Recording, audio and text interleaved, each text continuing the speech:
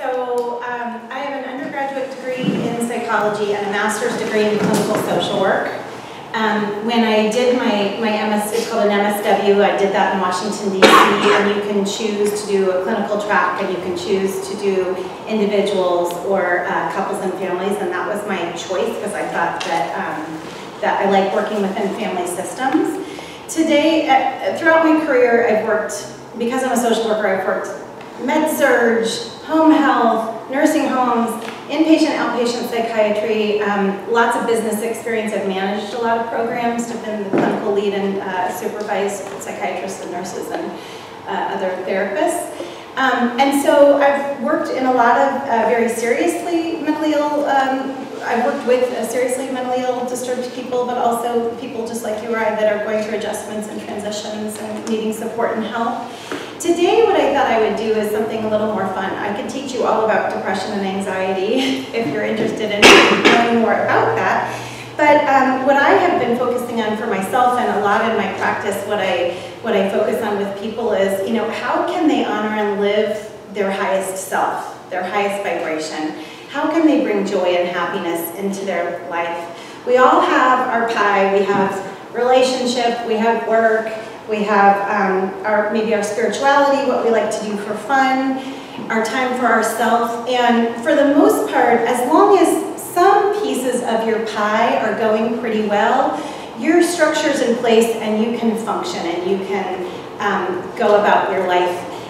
We see more serious mental illness when we see all the pieces of your pie struggling and having a hard time. It's hard to have support in place in order to function. So when you're doing pretty well, but you have some ups and downs like the rest of us, I came up with a top 10 list of things that you can do to promote your own happiness and to really take care of yourself.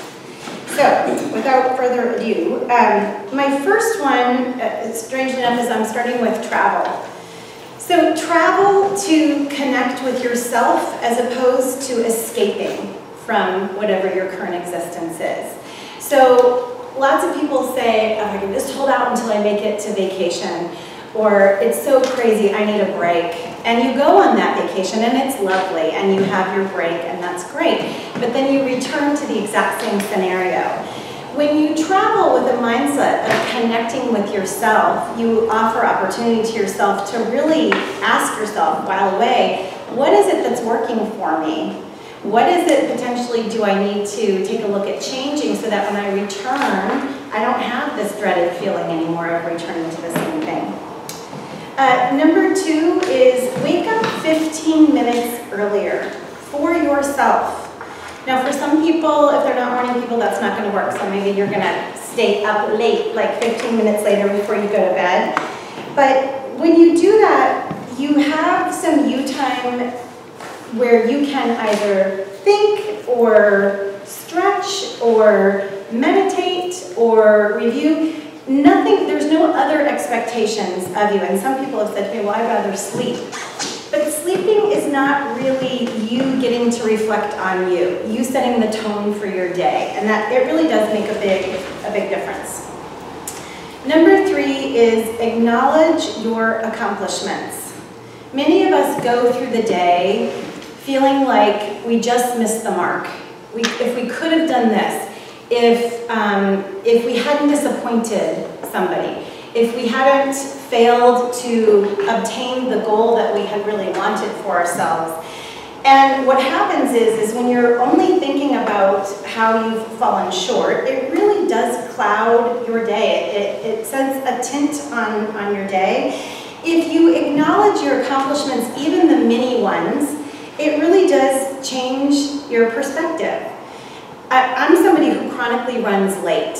And when I am actually able to make something on time or even, be a little bit early, I'm kind of proud of myself. It makes me feel really good and I feel a little more pulled together.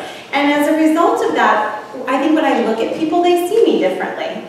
If I'm sitting, when I walk into BNI and I'm, late and I'm like, oh, that's in my head, it's bouncing around my head versus, walking in the door on time or 2 minutes early, my interactions with people are different. So it's a lovely thing to do. Number 4 is slow down. Oh, I better hurry, I got 3 minutes.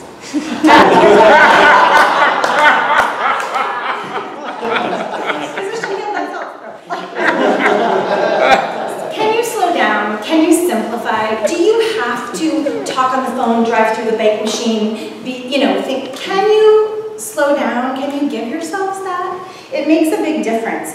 Are you in the kids' school play looking at your email between vignettes, or are you fully present watching whatever it is that you're there to do? Can you give yourself a little bit to embrace your sadness? This is number 5. Your sadness, your fear, your vulnerability. Could you give yourself a time and space for that? Whether it's by yourself, going to a yoga class, going ahead and making a counseling appointment. If you structure it and you honor it, then I suspect it won't bother you nearly as much. Number 6, listen to your body. How does your body feel? What does it need? Does it need exercise? Does it need sleep? Does it need a better fit of nutrition? You don't have to eat what you think is supposed to be healthy, but maybe what is right for you and what fits in your body. Number 7, practice saying no. It is okay to say no. Take an honest assessment with yourself. And if you can't do it, you can't do it. And it doesn't make you a bad person, it makes you honest. And living clean feels good and will help you find your happiness. Number 8, choose to let go of things that are no longer serving you. An old hurt that you have, a relationship that just doesn't work anymore. I mean, you were best friends in kindergarten and it's being forced now. It's okay if it's not serving you any longer.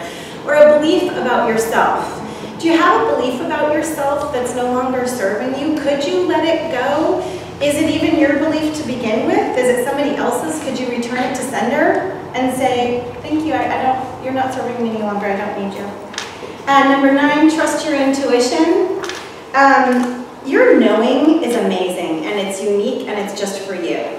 So if you have a feeling in your gut, if you're having waves of like, I don't know, pay attention to it. It knows you very well. It probably will not steer you wrong. Number 10, stay in the here and now. Just stay present. Be like the Buddha. If you are worried about and kicking yourself over things that happened in the past and you are anticipating and having anxiety about what's going to happen in the future, you're not in the here and now. So stay in the here and now, and it's easier to find happiness and accomplishments. And I have one bonus, and I think I can do it. My bonus is just to love, to practice random acts of kindness. I was driving through Starbucks the other day, and I got up to get my coffee, and the lady said, the gentleman ahead of you just paid for your coffee. And I was like, really? That's so nice. Little things, and I've done that before in the grocery store too, actually. I've paid for the person behind me, and they didn't know. And it just makes you feel really good. So little tiny things here and there make a big difference. And those are my recommendations for happiness. I'm Laura LaForte.